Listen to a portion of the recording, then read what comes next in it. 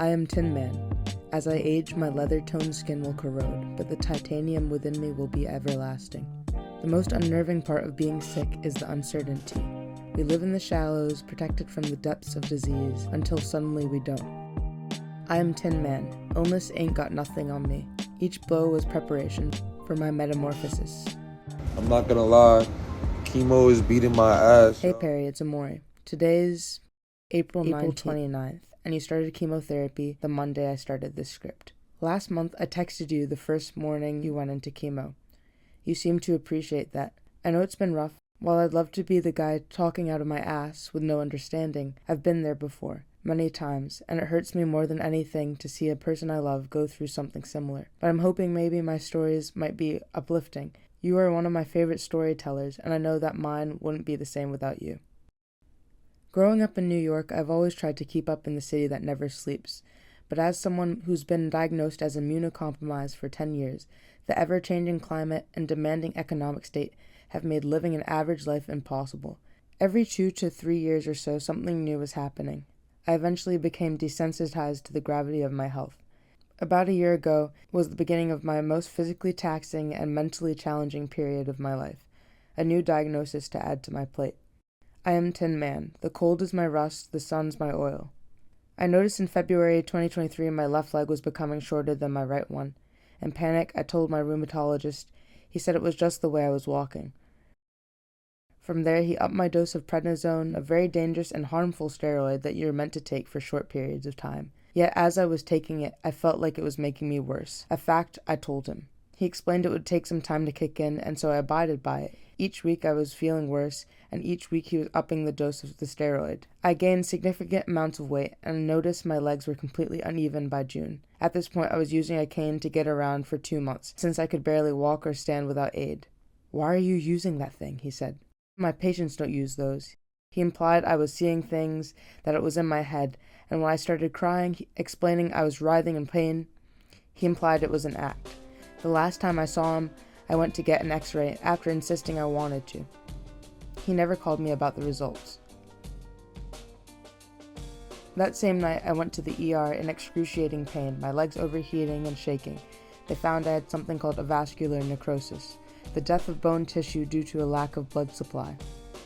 Avascular necrosis is associated with long-term steroid use.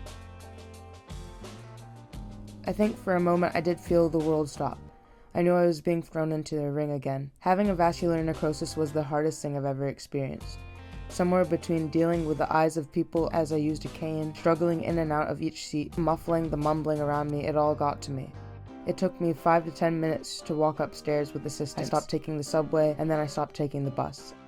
I couldn't and still can't. I was bedridden, depressed, angry at everything. Couldn't lay down, couldn't sit up and dance. Poisoned by my jaw, the person I couldn't go on dates or have sex with my shoes. I was passing out, seizing. I could feel my bones shattering, my confidence deteriorating.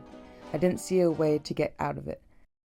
2 hip replacements later, that reality seems so far away. When you invited me to the studio, it changed my perspective. I realized that my time and my being had more potential than sitting around waiting for things to get better. As you once said, eventually you break, and even though it would be easier to let the pieces lie where they fell, for some reason, eventually you pick them back up. But I promised, it's the eventually picking them back up that keeps us going and keeps us feeling alive. I picked up the bass, and I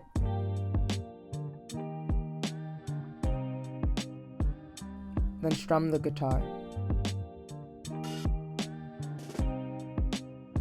Added my heartfelt keys, and Tin Man came to be. I listened to the song almost every day leading up to my surgeries. I listened to it afterwards through my recovery, owning every part of my story. Blood, bones, and feet, devotion to these beats, just praying to slay time, and time is slaying me. I like to stay in one piece, the weight is falling on me. Your verse is fueling me, and I have you to thank for that experience. I want to thank you for how much your support changed my life, Perry. Your calls while I was on morphine and half-conscious made all the difference. So I want you to know I'll always offer the same support.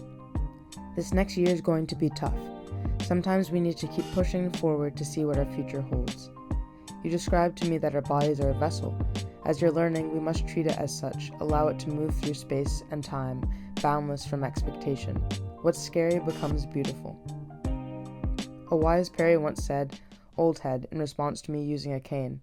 Own that shit. A new cane for every outfit if you must, to make it feel comfortable, because the more you normalize your current state, the more space you give yourself to heal. Do what you love. Find compassion for people. We have to believe we're the success story because in one universe we are.